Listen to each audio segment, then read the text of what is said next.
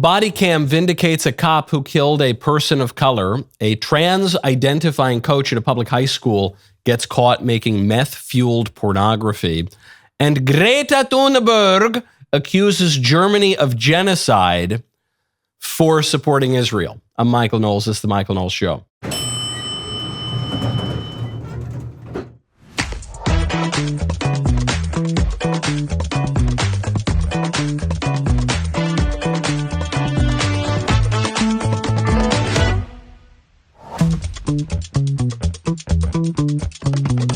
Are you a man for Kamala?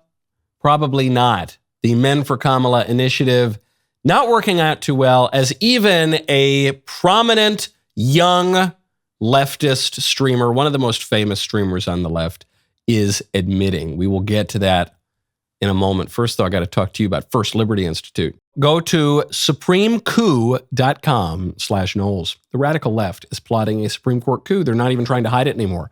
These progressive ideologues want to eliminate the court's conservative majority by packing it with their own handpicked justices. If one party controls the House, Senate, and presidency come January, they could restructure the court overnight. But there's hope. First Liberty is leading the charge to protect the Supreme Court from this radical plan. They're fighting to preserve the legitimacy of the court and the separation of powers that safeguards our freedom. Do not let them Venezuela your United States. Go to supremecoup.com/Knowles, Knowles. That is supremecoup, COUP.com/Knowles to learn how you can help stop the left's takeover of the Supreme Court. The future is in your hands. Right now, I know it's election season. People are dialed in to what's going on. Don't forget, what's up for grabs is not just the presidency, it's not just the Senate, it's not just the House, but it is the Supreme Court. Go to supremecoup.com/Knowles. Before we get into any of the crazy stories, early voting is happening. It's happening right now in a lot of places in this country. Go out and vote, and then verify, make sure your vote was counted and your vote wasn't taken away and given to some Democrat in some machine in some city somewhere. You got to go vote, because it is not only the presidency that's up for grabs. Obviously, the presidency, hugely important, but there are all those down ballot races as well. One, notably, in Texas, Democrats have poured money into trying to get rid of Ted Cruz and flip Texas blue. Last night was the Texas Senate debate between Senator Cruz and Colin Allred, who's a former football guy who was in Congress and now he's a huge lib and he's trying to unseat Senator Cruz. So this posed a real problem for me because, one, I care a lot about what happens to the U.S. Senate. I want to make sure Republicans take the Senate. Two, I am personal friends with Senator Cruz of a number of years now, many years now. And three, the ALCS was last night and the Yankees were playing the Indians. How was I to balance these various loyalties and desires? I wanted to watch the Yankee game, but I also wanted to watch the Texas Senate debate. What I did was I turned on the Yankee game and I muted it. And then I played Senator Cruz and Colin Allred going at it. And then I watched the game and I listened to the debate. So I'm sitting there and I'm paying close attention to both. And then every so often you'd hear, oh man, that was brutal, oof. And Elisa would say, what happened with the Yankees? And I'd say, no, it's not the Yankees. It's that Ted just completely destroyed Colin Allred. I almost feel bad for the guy. The Texas Senate debate was the game was also very good and the Yankees won. But the Texas Senate debate was fabulous. I wish we could go through the entire debate because it was a masterclass in oratory, rhetoric, and debate from a true political master of that, Senator Cruz. But just to give you a sense of how the evening went, here is a short clip that also tells you a lot about a lot of other races. Once again, in his entire answer, Congressman Allred made zero reference to anything he's actually done in office. As Gromer Jeffers rightly noted in his question, Congressman Allred has said publicly, if you believe border security matters, he thinks you're a racist. He calls the border wall, quote, that racist border wall, and he has pledged to tear down that racist border wall personally. And he said, quote, we will not have that wall in this country. And by the way, that's been his consistent voting record. He's voted against the border wall not once, not twice, but 3 times. 4 times he has come out for men playing in women's sports, for boys playing in girls' sports. He is a co-sponsor, and he voted for a law called the Equality Act. The Equality Act mandated that boys be able to go in girls' bathrooms, in their locker rooms, and their changing rooms. He voted for it. That is his record. Number 2, there was a bill. It was a very simple bill. It was narrowly defined. It was protecting women in girls' sports. He voted no. The only issue on that bill was whether biological boys should compete against our daughters. That's not fair. Congressman Allred was an NFL linebacker. It is not fair for a man to compete against women. The 3rd time he signed on to something called the Transgender Bill of Rights. He just goes on. And Senator Cruz goes on with specificity here. And specificity not only on the votes that Colin Allred has taken, but on the issues that Senator Cruz thinks that we should focus on. You heard just 2 issues there. The border and boys coming into your girl's bathroom and your girl's locker room and concussing your daughter, playing volleyball.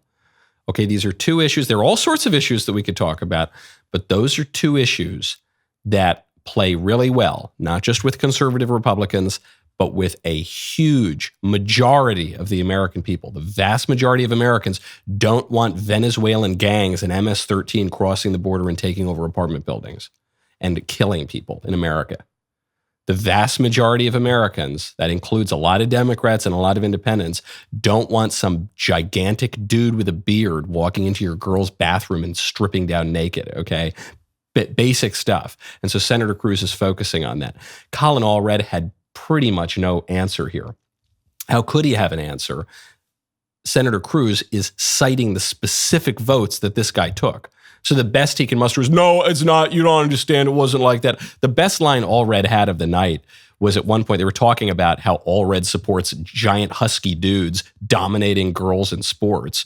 And he said, Ted, you don't know about sports. You were picked last for sports in high school or whatever. So like that was, and to which Senator Cruz didn't even dignify with a response, which was probably smart. His real answer should have been, yes, I suppose you're right. I wasn't all that great an athlete in high school. I was busy being a debate champion, studying the issues, becoming a really good lawyer, learning how to craft legislation, and learning how to do this really, really well.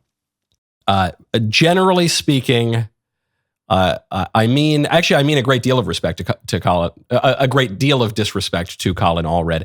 It is generally not a good idea for a man who has been professionally concussed to go up against not just a talented politician, but one of the very best elected officials we have, who is at least 2 standard deviations more intelligent and more competent than the average politician in Washington. I thought it was pretty much a bloodbath. If you're a hardcore leftist, you might still say Allred did okay. He wasn't as ridiculous as, say, Beto O'Rourke, who ran for the Texas Senate seat last time. But it was a weak showing.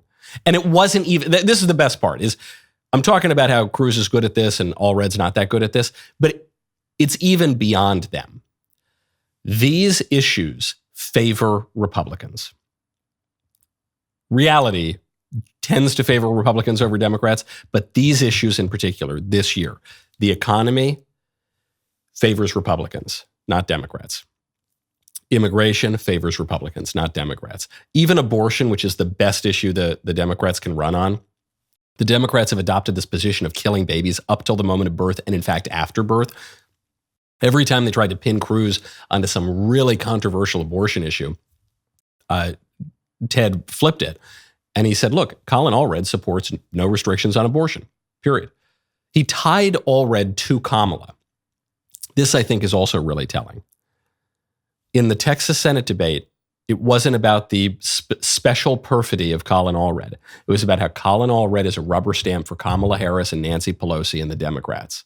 It was about the Democrat machine. That's what people are fighting against. That's what people are fighting against when it comes to Kamala Harris. Kamala Harris has annoying tics and features and the weird cackle and the lack of knowledge about anything. Sure, but that's not specifically why people are voting against her. They're voting against her because she's the representative of a machine that has totally failed on every single issue and that has advanced grave injustices against all sorts of people, whether we're talking about American citizens who want to have a border, whether we're talking about girls who don't want to be forced to strip down in front of a man, whether we're talking about little babies, whether we're talking about economic justice. The Democrats have flopped here. It's not just that the Republican candidates are stronger. In the case of Texas, that's obviously true. In some other places, it's not true. It's that the issues favor Republicans. We don't know who's going to win this election. But I'll tell you what, pretty much every single thing is breaking in our favor. Pretty much every single issue, pretty much every single world event, even pretty much everything that could make people sympathetic to Donald Trump, including 2, possibly 3 failed assassination attempts, one that actually hit him. Everything is breaking in our favor. If we cannot win in this election, there would appear to be some systemic problem. Is that the massive change to the voting rules that the Democrats achieved in 2020? Is that the massive influx of foreigners over the past, well, I was going to say over the past 4 years, really over the past 60 years? Is that if we can't win in this election when all of the wind is at our backs, there might be more of a systemic problem. Now, when you want to learn about systems and the political order, you ought to check out Hillsdale College. Go to hillsdale.edu/Knowles. I am real excited that Hillsdale College is offering more than 40 free online courses in the most important and enduring subjects. You can learn about the works of C.S. Lewis, the stories in the book of Genesis, the meaning of the U.S. Constitution, the rise and fall of the Roman Republic, or the history of the ancient church with Hillsdale College's online courses, all available for free. I personally would recommend you sign up for Marxism, Socialism, and Communism. You will explore how many ideas in American politics today are rooted in Marxism and also how they differ from Marxist thought. It is vital that we take these ideas and historical figures seriously so that we can see the injustice and evil inherent in them and are better equipped to defeat it. Start your free course, Marxism, Socialism, and Communism, today. This is from one of the great educational institutions in the country, one of the few left standing, hillsdale.edu/Knowles right now. It's free. It's easy to get started. hillsdale.edu/Knowles, hillsdale.edu/Knowles. Turning to deadlier altercations, in Fairfax County in Virginia, a woman was just shot by a police officer. Now, the police officer, I guess we're pixelating. I don't know why we're pixelating out his face, actually. This footage was going viral yesterday.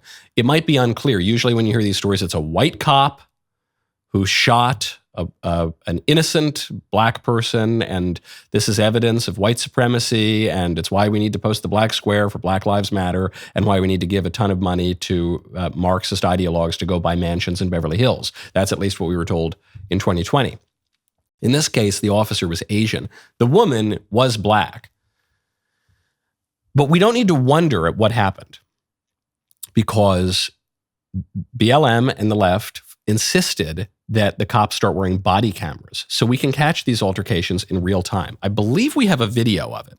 An officer comes in, goes up to a door, knocks on the door. Woman opens up. She's chatting. She closes the door. He knocks on the door again. This is a wellness check, apparently, on this woman who is not, just some kind of vagrant or, fringe person ostracized by society. This woman's a graduate of Georgetown. I think she's a graduate from right around the time I would have been in college. 2013, she was a graduate. The second time she opens the door, she's got a knife and she stabs the guy in the head. She slashes him in the head. Then he pulls back. He would have been justified in shooting her on the spot. He pulls back. She comes after him, wielding the knife. He pulls his gun, pulls it out of the holster. He's pointing. He says, "Stop, stop, go back, go back." She's coming at him. He waits until she gets on him and slashes him again before he discharges the gun. And then after, I think it's 3 shots, she dies.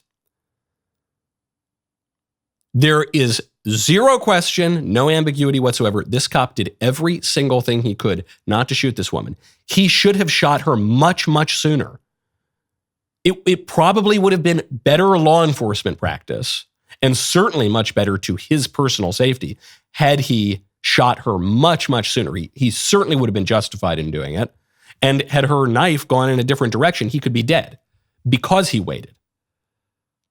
But why wait? Well, it's the same reason that the body cams are on the cops now. Because anytime, it's not just anytime a cop kills a perp in the line of duty.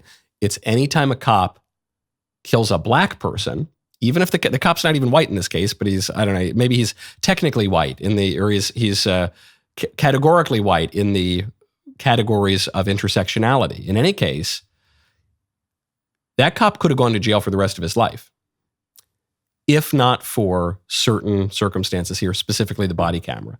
I think the body camera was a huge mistake for the left. I think the body cameras, I think that was an instance of the left believing its own press releases. I think the left really started to believe in this country, white supremacist Asian cops go around shooting innocent black people who are doing nothing but, eating Skittles out of a little candy bag or picking daisies through the fields, that they hate black people. This is a white supremacist country. Everyone's a member of the Ku Klux Klan. And that is why we need body cameras to expose these racist, evil, bigoted cops plucking off innocent men and women. That doesn't happen. That doesn't happen pretty much ever. And now we know that for a fact. That the body cam footage is a prime example of the left hoisting itself with its own petard. It believed its own propaganda. It believed its own press releases. And now when you see the footage, you say, wow, man, what restraint from the cop. What heroic, unbelievable restraint. That guy should have unloaded his gun much, much sooner. Conservatives, as a matter of political strategy, should FOIA request much more body cam footage. The left is not going to stop maligning cops and maligning law and order and defending criminals and race hustling and attempting to sow ever greater racial division. The left isn't going to stop that. The conservatives' best tool, ironically, in the fight against that, is the body cam footage that the left demanded. Because the body cam footage shows the reality of crime and justice and law enforcement. It shows that the cops are not Klansmen. It shows that the criminals who are shot in the vast majority of cases, the vast overwhelming statistically 100% of cases, are committing crimes and are endangering the safety of the police officers. In some cases, stabbing them in the head multiple times. Conservatives need to get that footage. This is a tool. If the conservatives wield this tool justly and in an appropriate way, the left will rue the day that BLM ever succeeded at getting body cameras put on cops. Now, speaking of crimes, father just called into a radio show to give his side of a story that is not being told. You might have seen a little hint of this story because some footage was going around social media, really just going around X, because it's the one social media platform that the left doesn't totally control. A father tells a story of what happened when he sent his daughter to a public school. And this is not a unique story. I think similar stories are happening all over the country. Maybe a similar story has happened to you or someone that you know. Take a listen. On Friday, my daughter was sitting on the bus with her friend, another minor student from MDI High School, and another student, a male, who was dressed up like a girl that day, get on the bus, and this bus driver even said the same thing, like, this is black and white, and immediately just started pounding this other girl while she was pinned in her seat. So my daughter, doing what anybody should do, came to the aid of her friend, and pulled the boy off her. Well, the boy started hitting my daughter. Bus driver broke him up, radioed the school to tell them that they needed the police there because it was pretty serious. And the principal of the school, his name is Haney, refused to have the police come and said that they could handle it themselves. So when the bus arrived, my daughter, got off quick because she was trying to avoid any other conflict. And I believe there was 4 or 5 adults outside, including the principal. And the boy jumped on my daughter, grabbed her by the head, and started slamming her head into the pavement and bit her all over her face. The only person that helped was the bus driver. And they're trying to railroad him and make him lose his job. The only person that helped was the bus driver. Not the teachers, not the aides, not the school administrators. They're too afraid of being called transphobic. So some boy who thinks he's a girl allegedly starts pounding this young girl's head into the pavement after beating a young girl up on the bus, pounds her head, beating two young girls up on the bus, pounds the girl's head into the pavement and starts biting her face. We have photos of this that are being reported. We've actually blurred out the most gory parts of the image. Huge swollen eyes, all on this poor little girl. Guess what the school did as a response? There you can see a little bit more, but you're actually missing with the blacking out of the eyes. I don't know why we blacked it out, but you're missing, maybe just because it's so gory. I mean, her whole face is swollen, red. She's got a black eye, bruises everywhere. What does the school do? The school suspends the girl. And I guess suspends the guy too. But suspends the girl who is the victim, who heroically intervened to stop a man from beating up a girl on a bus, then got beaten up herself, and then was further beaten up on the pavement. And that girl gets suspended for getting into a fight. And then, according to this father, again, this is all just according to the father, the school tried to bribe kids to delete the cell phone footage by saying that they would reduce their community service requirement in high school. So it's a cover-up. It's the sort of cover-up, according to the father, that we have seen in places like Loudoun County. DailyWire broke that story when there was a transgender rape that occurred in a school bathroom because the bathroom tolerated transgenderism among the students and boys wearing girls' dresses and boys going into the girls' bathroom. A boy raped a girl. It was a vicious attack. Then the school covered it up, moved the kid around to another school, and the kid did it again in another school. Because the school is more afraid of being called transphobic or politically incorrect than it is of allowing a girl to be victimized like this.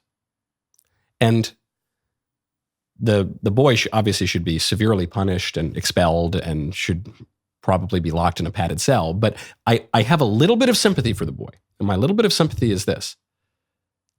He's a boy who thinks he's a girl. And the school is encouraging him in his. What did the school think was going to happen? When you put a lunatic with specific sexual depravity onto a school bus and you tell him he thinks he's a girl and he really is a girl, what do you think is going to happen? You think he's going to act normally? By definition, he's not going to do that. He's a lunatic. The thing that defines his lunacy is the behavior that he is actively engaging in. I blame the school more than I blame the kid. Now, we got to talk about these things. When you want to talk about them, you got to talk about Pure Talk. Go to puretalk.com/Knowles. The big wireless carriers want to limit you to two choices when it comes to data, unlimited or unlimited. Guess what? Both are ridiculously expensive. Stop overpaying for data you will never use. With Pure Talk, you can choose how much data you actually want and save. For just $35 a month, you can get unlimited talk, text, and 15 gigs of data, plus mobile hotspot on America's most dependable 5G network. When you switch to Pure Talk on a qualifying plan, you will get 1 year free of DailyWire Plus Insider. That is access to the library of DailyWire Plus movies, series, and documentaries, including Lady Ballers, What is a Woman, Mr. Burcham, and Run, Hide, Fight, uncensored ad-free daily shows, 1 year free of our kids' platform, Bent Key, and a free Leftist Tears Tumblr. The only way you get this special offer is by going to puretalk.com/Knowles or calling and mentioning my name. Stop overpaying for your cell phone plan. Go to puretalk.com/Knowles, KNWLES today. Switch to a qualifying plan. Get 1 year free of DailyWire Plus Insider. Speaking of transgenderism in schools, somehow this story out of Pennsylvania makes that last story seem relatively tame. A trans-identifying coach at a public high school in Pennsylvania, Gettysburg area high school, this guy David Yates, who calls himself Sasha, was caught in a porn video smoking meth, uttering phrases that I will not repeat on this show because this is a wholesome family show. but really gross stuff. This after this same coach was caught going into the girls' locker room and asking students, young girls, about their underwear preference and their menstruation. This is a giant hulking dude. Gets caught. Any dude gets caught in the girls' locker room, that should be cause for immediate firing and arrest and prosecution. Now, though, in upside down clown world that we live in, the man can go in, ask girls about their undergarments, ask about menstruation, and he was slightly disciplined. And then his contract was renewed. No prosecution, no firing. In fact, he had his contract renewed because the school was afraid, according to one board member, of transphobia. Then, after all of this, a video comes to the attention of the school board of this guy, David Yates, making a meth-fueled porn video. And now, I hope he's being fired. I can't even say that with certainty. So, I have to ask, why is this wrong? We shouldn't have to ask that, but I guess today we do have to ask that. What is wrong about it? Why should he be fired? Should he be fired because he did drugs? We now encourage drugs. There are major movements to legalize drugs and decriminalize drugs all the way up to the top of the presidential ticket among the Democrats. Because he does recreational drugs, he should lose his job? Most elite Democrats would disagree with that statement. Okay. Why should he lose his job? Because he was involved in pornography? We're told that pornography is totally fine. We used to believe it was obscene and illegal and people would be prosecuted for engaging in it.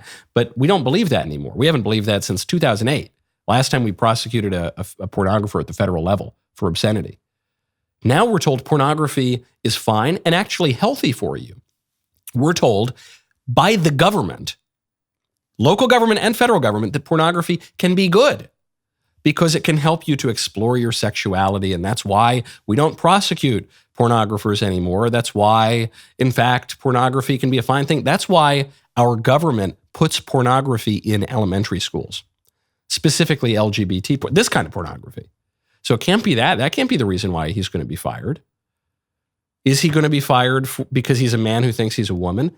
Certainly, he should not be teaching students. If he's a man and he thinks he's a woman, he shouldn't teach students anything. He shouldn't be near students because but he certainly shouldn't educate students because he doesn't have a grasp of reality.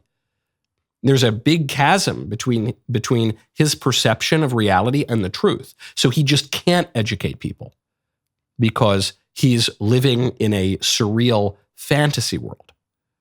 But we're told that transgenderism is now an identity protected by the civil rights law. We were told that by the Supreme Court. So I don't really see why he should be fired, according to the premises that our culture currently upholds. According to our elite politicians, this man did nothing wrong. I mean, sure, he's a dude who thinks he's a chick who walked into the girls' locker room, talked to the girls about their undergarments, and then made a meth-fueled porn video. But according to our elite political order, none of that specifically is wrong. So why is he getting fired? He's getting fired because it was just a little bit too much. Okay? And the parents, even in our liberal and deluded age, have said, okay, that's too much. They know it's wrong at a deep level, even though we can no longer articulate why it's wrong because our first principles have been undermined by our elite politicians. But okay, if we know it's wrong, if we know all this stuff is wrong, the drugs and the porn and the dudes thinking they're chicks and the fellas walking into the girls' locker room and all of it, if we know that that's wrong, we just know it, then why do we normalize and encourage it? Shouldn't we discourage it? Wouldn't you say, wouldn't it be more prudent, wouldn't it be wiser to say that for the good of society, and especially for the good of the poor people who have fallen prey to this confusion, must be eradicated from public life entirely? the whole preposterous ideology at every level. Wouldn't you say that? And also drugs are bad and porn is gross. Can't we admit that? Can't we admit the stuff that we knew for all of our history until 5 minutes ago when everything started to fall apart? I say the same thing I say about this guy that I say about the kid who was beating up the girl.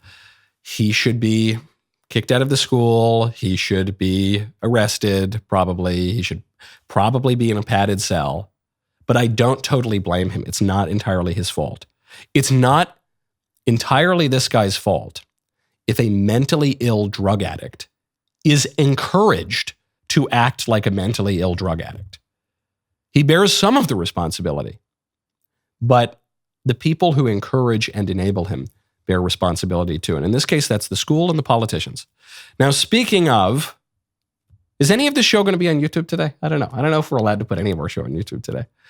Speaking of lunatics and criminals teaching your children, we then flip to the other side. Those guys, they run free. They don't have to worry about anything. They won't be punished by the law or probably even their employers. Meanwhile, pro-life grandfathers are going to go to prison for praying. 63-year-old pro-life grandpa Calvin Zastro will soon be entering one of the most notoriously violent federal prisons in the United States. This is Federal Correctional Institute Thompson in Illinois. He's got a 6-month prison sentence because he was convicted of violating the FACE Act during an entirely peaceful protest at an abortion mill at a child killing site back in 2021 in my state of Tennessee. What did this grandfather, who is now going to be in prison for 6 months, what did he do during this? Was it an insurrection? Was it a coup d'etat? Probably, according to the libs. Well, what he did, what he is even accused of doing by the left and the prosecutors, he sang hymns. He encouraged women not to murder their children. And he sat peacefully in front of the entrance to this killing site. He goes to prison for 6 months for that. BLM murders, pillages, burns down cities, attacks federal buildings. They mostly have their charges dismissed. Men who pretend to be women, they show up into the little girl's locker room, talk to girls about their underwear, then do meth-fueled porn.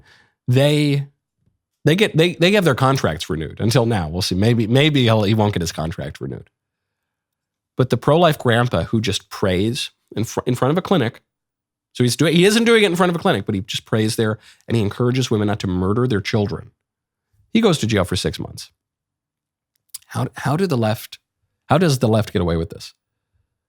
Because of something called the FACE Act. The FACE Act was passed during the Bill Clinton administration, 1994. It's been on the books for 30 years now. In principle, the FACE Act is supposed to protect child killing sites and churches from protest. That's what it's supposed to do. How we equate child killing sites and churches, I'm not sure. I guess one is the religion of the left, where they sacrifice their kids to Moloch, and the other is the religion of the right, which worships God. But I don't really see much of an equivalence between the two. The reason that they had to include the churches in there is because passing a federal law saying you can't protest at abortion sites, that you can't pray standing in front of an abortion clinic would have been too much in the 1990s. So they threw in this little bit about the churches. The FACE Act is not used to protect churches. It is used exclusively to protect abortionists and child killing sites from the prayers of peaceful people who encourage women not to kill their kids. And that hurts the bottom line of the abortion industry, and it brings a little too much reality and a little too much God into the picture. So they have to send these people to jail, to notorious federal prisons for 6 months or more. There are plenty of people who are in prison for much longer than 6 months for this violation. If the Republicans win in November, and I am increasingly hopeful that we will, we need to make the correction of this injustice a priority. This is an outrageous law. To my mind, it ought to be considered unconstitutional that abortion mills, child killing sites, get this special protection from free speech. The First Amendment gives you the right to demonstrate, the right to protest, the right to speak your mind, except when it comes to the Moloch altar of babies being offered up to demons, in which case you got to keep your trap shut and stop praying. I don't think so. This is absolutely outrageous. Any Republican worth his salt needs to repeal this. I don't even care if you're the most hardcore pro-lifer. I do care. You should be pro-life. But even if you're not, this is a grave injustice. The people who are sitting in prison cells because of the FACE Act, that is one of the gravest injustices in the country. Got to repeal this. Got to repeal this. If I hear a Republican say they support the FACE Act, as far as I'm concerned, that's not a Republican. That's not a conservative. That person is not worth their salt, and that person ought to be primary. This needs to be a priority. If we're going to win the presidency, if we're going to win the Senate, looks like we could win the Senate, looks like we're likely to win the Senate, then let's go. How about we wield that power to at the very least, correct some of the most basic injustices and glaring injustices in the country. The moment you've been waiting for is almost here. October 28th, Matt Walsh's hit comedy, Am I Racist?, is coming home to DailyWire Plus. When it hit theaters in September, it immediately became the #1 new comedy. Now it's officially the #1 documentary of the decade. Plus, it's verified hot on Rotten Tomatoes with a 97% audience score. DailyWire Plus is the only place you can stream Am I Racist at home. It all starts October 28th. If you are not a DailyWire Plus member, go to dailywire.com/subscribe. Use code DEI for 35% off new annual memberships now. My favorite comment yesterday is from, what a great name, Anti-Derrida 2117, who says, when Bill Clinton was undermining Kamala on the campaign trail, it says, Clinton was speaking as a 2000s Democrat. He never downloaded the 2020 update. That's true. He's moved on since being a 90s Democrat, but he's a little slow on the updates. You're right. He was arguing that allowing criminals into the country is bad. See, 90s Democrat Bill Clinton would have said illegal immigration is bad, period. We all hate it. 2000s Democrat Bill Clinton would say, well, some illegal immigration is good, but the real face-tattooed serial killers, I guess they're bad. 2020 Democrats would say, no, we love the face-tattooed serial killers. Please bring them in. No human being is illegal. So he got that part wrong. And then he criticized people for not having children. 1990s, we all thought people should have children. 2000s, we all thought people should have children. Today, however, we are told it's actually bad to have children because it offends the sun god and will exacerbate global warming. Or it's bad to have children because you're a radical individual and you ought to do whatever you want. And why would you want to sacrifice yourself for anyone, including children? It's bad to make a good out of having children because, well, we have the sacrament of abortion in our modern society. So if kids are a good thing, then abortion can't be the highest sacrament. That's going to conflict. Bill Clinton, he's got to get up to date, man. Now, speaking of young people, Greta Thunberg, Saint Greta of the blessed sailboat. Why is she almost sounds Scottish in that. I don't know. She's Swedish, though. Greta is accusing Germany of genocide. So you say, okay, hold on. I don't know, if you read your history or whatever. Okay, Greta accuses Germany of genocide. I guess you would say fair enough. ... for supporting Israel. This is her argument.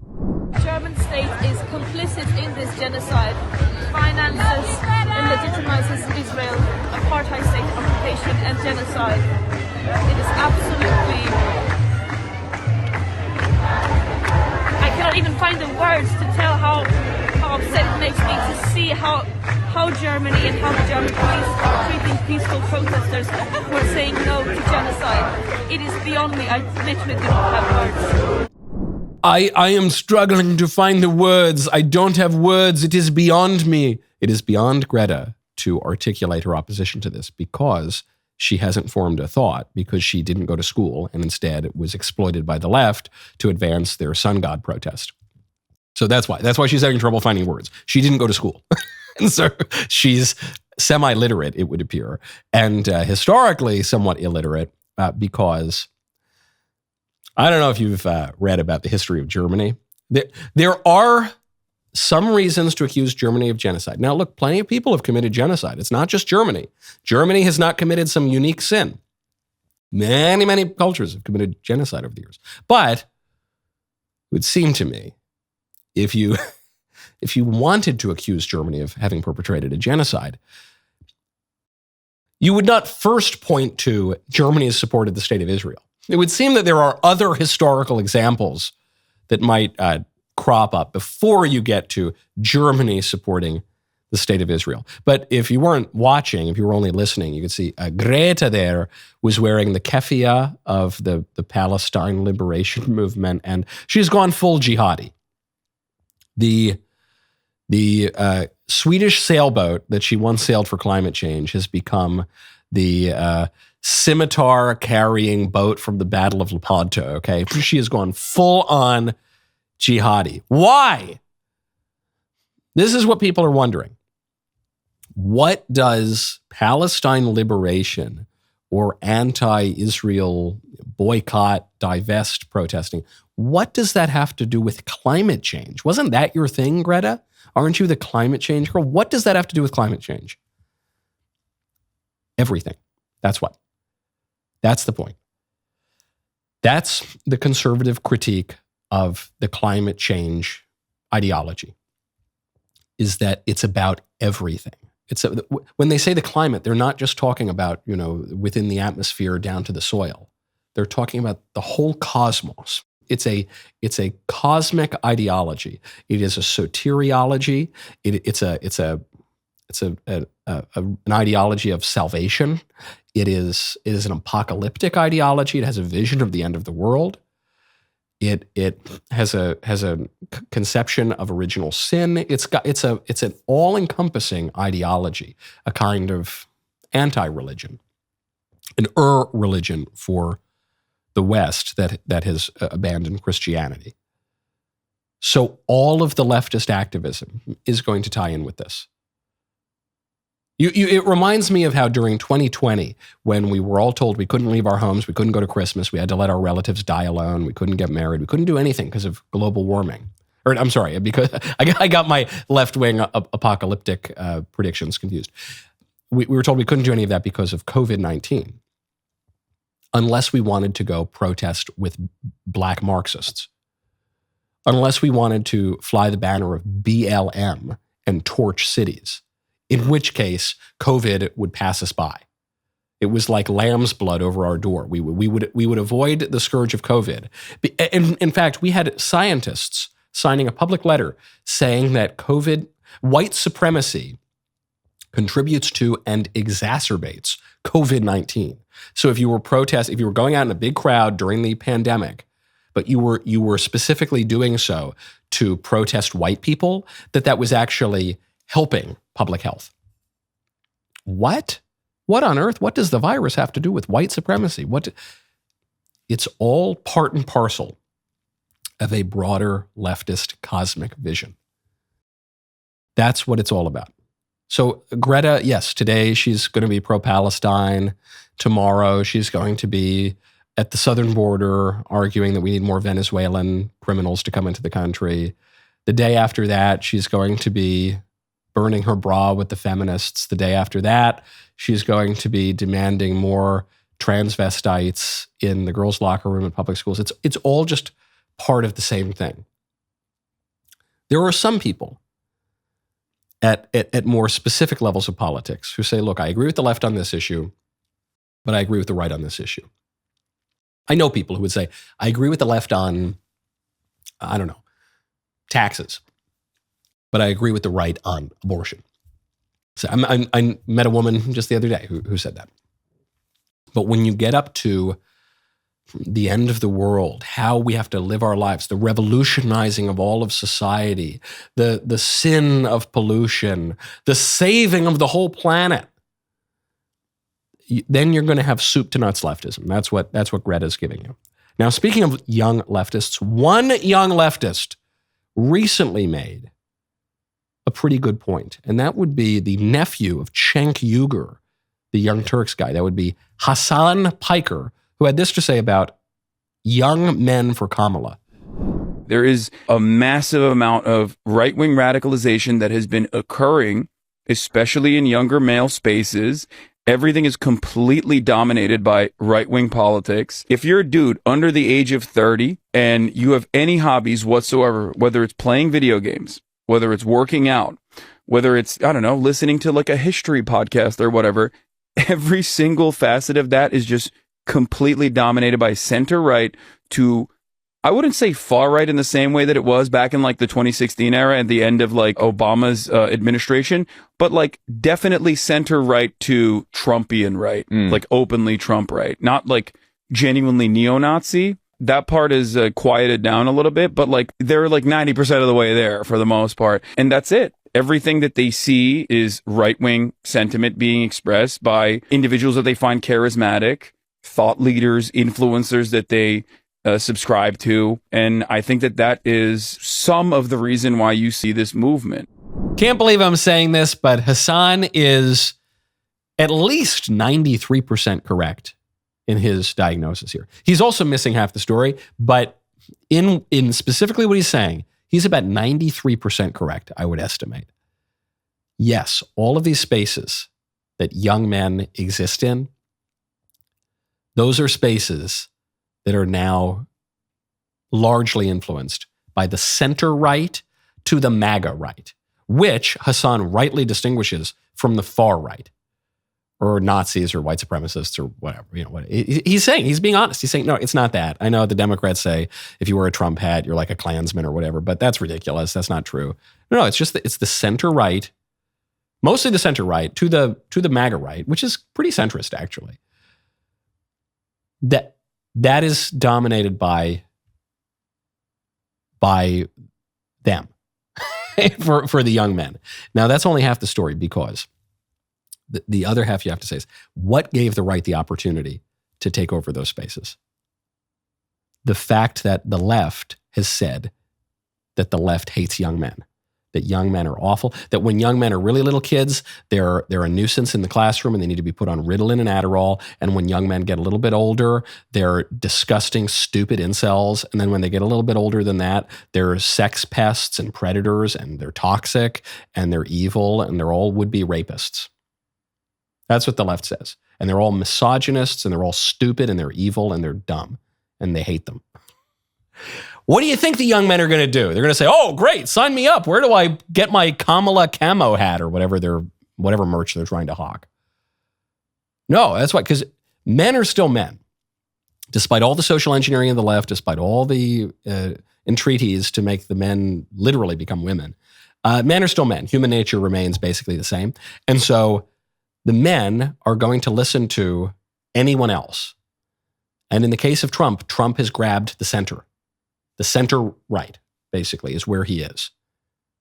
It ain't brain surgery, okay? It ain't rocket science as to why young men who've been told for decades by the left that the left hates them are looking over at the right and saying, oh, you guys don't seem so bad. The rest of the show continues now. You don't want to miss it. Become a member. Use code Knowles, Canada BLES at checkout for 2 months free on all annual plans.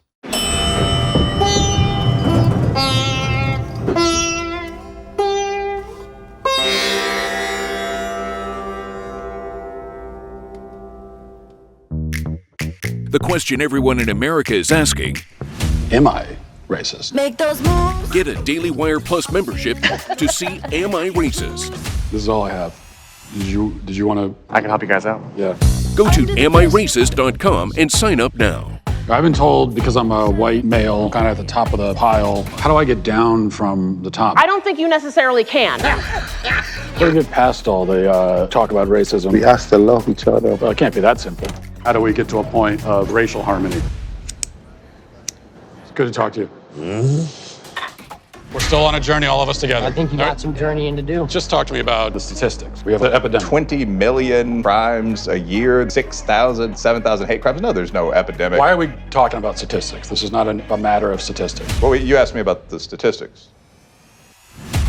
Am I Racist? Coming to DailyWire Plus on October 28th. Rated PG-13.